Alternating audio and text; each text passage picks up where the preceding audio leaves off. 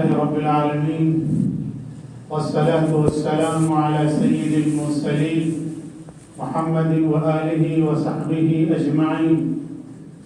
قال النبي صلى الله عليه وسلم: أعمالكم عمالكم أحصيها عليكم. صدق الله العظيم. حضرات، حضور اکرم صلی اللہ علیہ وسلم کو اللہ تبارک و تعالیٰ نے بہت سے معجزات دیے تھے. آپ کا سب سے بڑا معجزہ قرآن کریم تھا، اور اس سے بڑھ کر دنیا کی تاریخ میں کوئی بڑا معجزہ اللہ تبارک و تعالیٰ نے اس روئے زمین پر نازل نہیں کیا. آپ کا ایک معجزہ یہ تھا کہ آپ مختصر الفاظ میں بہت سی باتیں کہا جاتے تھے. جوامع الکلم جن کو کہا جاتا ہے، مختصر الفاظ میں بہت سے مفہوم کو ادا کر دینا، یہ آپ کی خصوصیت تھی. اور آپ کی خصوصیت یہ تھی کہ آپ نے مستقبل میں پیش آنے والے حالات کی طرف نشاندہی فرمائی. بہت سی باتیں آپ نے وہ فرمائی جو آپ کے دور میں پیش نہیں آئی تھی، لیکن آپ نے کہا تھا کہ ہم قریب یہ سب چیزیں تمہارے سامنے آئیں گی اور تم اپنی آنکھوں سے اس کا مشاہدہ کرو گے. آج بہت سی باتیں جو حضور نے بیان فرمائی تھی وہ ہمارے سامنے نظر آ رہی. آپ نے فرمایا تھا: اعمالکم عمالکم احصیہا علیکم، کہ تمہارے جو اعمال ہیں وہی تمہارے حاکم ہیں. یعنی جیسے تمہارے اعمال ہوں گے ویسے ہی حاکم تمہارے اوپر مسلط کیے جائیں گے. یعنی اگر تمہارے اندر جھوٹ کی فطرت ہوگی، جھوٹ کی عادت ہوگی، تو تمہارا حاکم بھی جھوٹا ہوگا. تمہارے اندر وعدہ خلافی کی عادت ہوگی تو تمہارا حاکم بھی وعدہ خلافی ہوگا. اگر تمہارے اندر لفاظی ہوگی، صرف بولنے کی بہت سے لوگوں کی عادت ہوتی، کرنا کچھ نہیں، صرف لفظوں کا تانا بانا وہ کھڑا کرتے ہیں اور لفظوں کے جال میں دوسروں کو پھنسانے کی کوشش کرتے ہیں. تو اگر ہمارے اندر یہ عادت ہوگی تو ہمارے اوپر ایک ایسا حاکم آئے گا جو صرف لفظوں سے کھیلے گا. اگر ہمارے اندر ظلم کرنے کی عادت ہوگی، دوسروں کو دبانے کی عادت ہوگی، دوسروں کو ستانے کی عادت ہوگی، تو ہمارے اوپر ایسا حاکم مسلط کیا جائے گا جو ہمارے اوپر ظلم کرے گا، ہمیں دبانے کی کوشش کرے گا، ہمیں ستانے کی کوشش کرے گا. اگر ہمارے اندر دوسروں کا حق مارنے کی عادت ہوگی تو ہمارے اوپر ایسا حاکم مسلط کیا جائے گا جو ہمارا حق مارنے کی کوشش کرے گا. اگر ہم ماتحتوں کا حق نہیں دیں گے، اپنے یہاں کام کرنے والوں کے حقوق کا خیال نہیں رکھیں گے، تو پھر ہمارے حقوق کا بھی خیال نہیں رکھا جائے گا. آج ہم شکوہ کرتے ہیں کہ ہمارے ساتھ ظلم ہو رہا ہے، وعدہ خلافی ہو رہی، جھوٹ بولا جا رہا، جھوٹ پر جھوٹ، اور اتنا جھوٹ بولا جائے کہ وہ سچ ثابت ہو جائے. ایک فارمولا بیان کیا گیا تھا کہ دنیا کے سامنے اتنی بار جھوٹ بولو کہ دنیا اس کو سچ سمجھنے لگے. آج یہی دیکھنے کو مل رہا ہے. یہ اس لیے ہو رہا ہے کہ ہمارے اخلاق میں جھوٹ سب سے آگے ٹاپ لسٹ پہ ہے.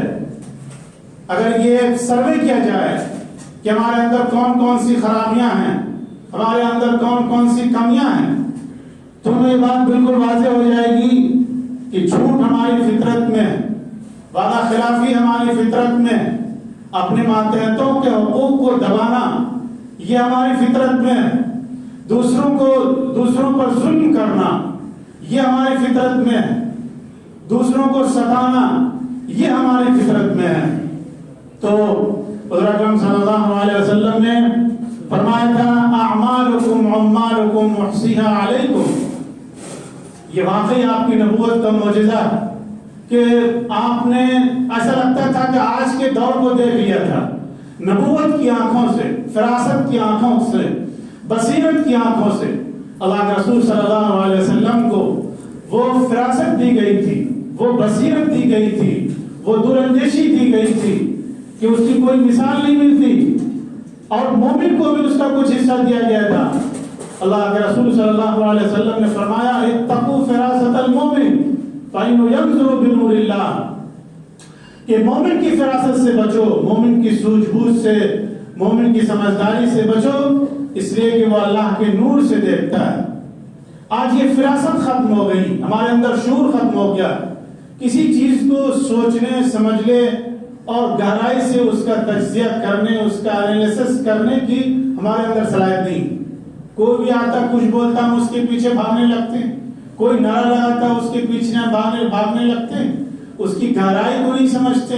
یہ دنیا نہایت چال باز ہے، نہایت شاطر، نہایت مکار۔ اس کی چال بازیوں کو سمجھنا، اس کی مکاریوں کو سمجھنا اور اس کی چالوں کو سمجھنا یہ کوئی معمولی کام نہیں۔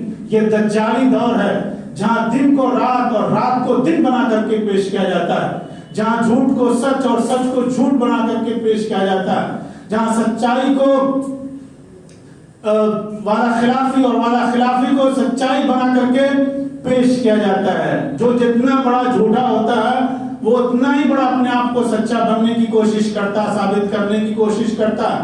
جو جتنا بڑا مکار ہوتا ہے، وعدہ خلافی کرنے والا ہوتا ہے، اتنا ہی زیادہ اپنے آپ کو معصوم بننے اور بھولا بننے کی کوشش کرتا ہے۔ یہ وہ زمانہ ہے اور یہی دجالیت ہے۔ دجال کا مطلب کیا ہوتا ہے کہ جھوٹ اور سچ کو وہ اس طرح ملا دے گا کہ انسان فرق نہیں کر پائے گا کہ یہ جھوٹ ہے کہ سچ ہے، یہ حق ہے کہ باطل ہے، یہ کفر ہے کہ توحید ہے۔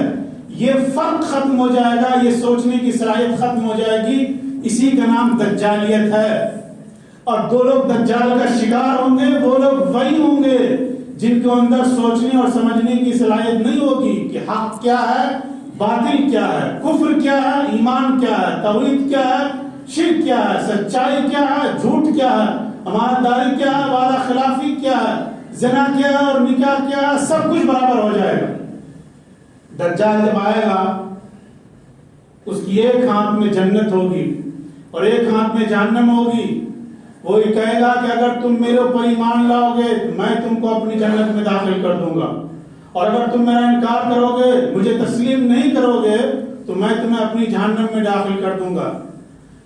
حضور اکرم صلی اللہ علیہ وسلم نے فرمایا کہ اس کی جو جنت ہوگی وہ در حقیقت جہنم ہوگی، اور اس کی جو جہنم ہوگی وہ در حقیقت جنت ہوگی۔ یعنی جو اس پر ایمان لے آئے گا اس کی چرب زبانی سے متاثر ہو کر کے، اس کی لفاظی سے متاثر ہو کر کے اس کو وہ اپنی جنت میں داخل کرے گا، لیکن حقیقت میں وہ جہنم میں چلا جائے گا، اس لیے کہ وہ اللہ کا انکار کرے گا، وہ خدائی کا دعویٰ کرے گا، اور جو اللہ کے علاوہ کسی دوسرے پر ایمان لائے گا تو ظاہر سراسر کفر، اور جو کفر کرے گا وہ ڈائریکٹ جہنم میں جائے گا۔ تو جو بھی دجال پر ایمان لائے گا اس کی لفاظی سے اور چرب زبانی سے متاثر ہو کر کے وہ ڈائریکٹ جہنم میں جائے گا، اور جو اس کا انکار کر دے گا اس لیے کہ اس کا ایمان مضبوط ہوگا، اس کے اندر فراست ہوگی، اس کے اندر بصیرت ہوگی، اس کے اندر دور اندیشی ہوگی، وہ جانتا ہے کہ یہ شخص جھوٹا ہے، یہ مکار ہے، اس کی باتوں میں اگر ہم پھنس جائیں گے، اس کے لفاظی میں اگر ہم پھنس جائیں گے تو ہمارا انجام بہت برا ہونے والا ہے۔ لہذا وہ دجال کا انکار کر دے گا، دجال کی جنت کا انکار کر دے گا، اور کہے گا کہ میں تمہاری جنت میں نہیں جانا چاہتا ہوں اور میں تمہاری جہنم سے ڈرتا بھی نہیں ہوں۔ چنانچہ دجال اس کو پکڑ کے اپنی جہنم میں ڈال دے گا، لیکن وہ در حقیقت جنت ہوگی، اور جو دجال کا انکار کرے گا وہ شخص جنت میں جائے گا، اور جو دجال پر ایمان لے آئے گا وہ جہنم میں چلا جائے گا۔ کہنے کا مطلب یہ ہے کہ یہ دور دھیرے دھیرے آتا جا رہا ہے جہاں سوچنے اور سمجھنے کی صلاحیت ختم ہوتی جا رہی ہے۔ انسان جب غلط کاری کرتا ہے، دن رات جھوٹ بولتا ہے، وعدہ خلافی کرتا ہے، مکاری کرتا ہے، حرام خوری کرتا ہے، تو اس کے اندر سے اللہ تبارک و تعالیٰ بصیرت چھین لیتا ہے، سوچنے اور سمجھنے کی صلاحیت ختم ہو جاتی ہے۔ وہ صحیح اور غلط میں فرق نہیں کرتا، وہ جس کو دیکھتا ہے اس کو سمجھتا ہے بہت سچا آدمی، بولا بالا آدمی، حالانکہ وہ نہایت اندر سے مکار اور لفاظ ہوتا ہے۔ یہ دور آ رہا ہے، بلکہ آ چکا ہے، جہاں حق اور باطل میں کوئی امتیاز باقی نہیں رہ گیا، سچ کو جھوٹ اور جھوٹ کو سچ کہا جا رہا ہے، اور انسان کے اندر سوچنے اور سمجھنے کی صلاحیت ختم ہو رہی ہے۔ اس کو سمجھ میں نہیں آ رہا کہ غلط کون ہے اور صحیح کون ہے، جھوٹ کیا ہے، سچ کیا ہے۔ اور جب یہ صلاحیت کسی قوم کے اندر سے ختم ہو جاتی ہے تو وہ قوم مردہ ہو جاتی ہے۔ زندگی کھانے پینے اور چلنے دوڑنے بھاگنے کا نام نہیں ہے، زندگی مائنڈ کا نام ہے، شعور کا نام ہے، احساس کا نام ہے۔ جس کے اندر سے احساس مر جائے وہ زندہ ہوتے ہوئے بھی مردہ ہو جاتا ہے۔ علامہ اقبال نے کہا تھا کہ قوت فکر و عمل پہلے فنا ہوتی ہے، تب کسی قوم کی قسمت پہ زوال آتا ہے۔ پہلے کسی قوم سے سوچنے اور سمجھنے کی صلاحیت ختم ہو جاتی ہے، اس کا شعور مردہ ہو جاتا ہے، اس کا احساس مردہ ہو جاتا ہے، اس کا ضمیر مردہ ہو جاتا ہے، اس کا دل مردہ ہو جاتا ہے، اس کا دماغ مردہ ہو جاتا ہے، اس کی سوچ مردہ ہو جاتی ہے، اس کی فکر مردہ ہو جاتی ہے۔ اور جب کوئی قوم اس مردگی تک پہنچ جاتی ہے تو اس قوم کی زندگی کا کوئی مطلب نہیں رہتا، اور اس قوم کے زندہ رہنے کا کوئی مطلب نہیں رہتا۔ اس قوم کی کوئی حیثیت نہیں ہوتی، لاکھوں کروڑوں میں ہونے کے باوجود ایک مکار، ایک لفاظ سے جھوٹا یا کڑا ہوتا ہے اور سب کو دھوکہ دے کے چلا جاتا ہے۔ یہ ہوتا اس لیے ہے کہ ہمارے اندر سے سوچنے کی صلاحیت ختم ہو گئی، ایمانی بصارت ختم ہو گئی، ایمان کا نور ختم ہو گیا ہے، جس کی طرف اللہ کے رسول نے اشارہ کیا تھا، اتقوا فراست المومن فإنه ينظر بنور اللہ۔ مومن کی سمجھداری سے بچو، اس لیے کہ وہ اللہ کے نور سے دیکھتا ہے۔ تو نور کب ختم ہوتا ہے؟ جب انسان ظلم کرتا ہے، دوسروں کے حقوق دباتا ہے، جب وہ غلط کاری کرتا ہے، جب وہ حرام خوری کرتا ہے، جب وہ سود کھاتا ہے، زناکاری کرتا ہے، شراب نوشی کرتا ہے، بدکاری کرتا ہے، بیاری مکاری لفاظی کرتا ہے، وعدہ خلافی کرتا ہے اور دوسروں کو ستاتا ہے، گالی گلوچ کرتا ہے۔ تو یہ تمام خرابیاں جب اس کے اندر آتی ہیں تو اس کی جو سب سے بڑی خوبی ہوتی ہے، سوچنے اور سمجھنے کی صلاحیت، وہ معاف ہو جاتی ہے اور وہ قوم مردہ ہو جاتی ہے۔ اللہ تبارک و تعالی ہم سب کو توفیق عطا فرمائے۔ وآخر دعوانا الحمدللہ رب العالمین۔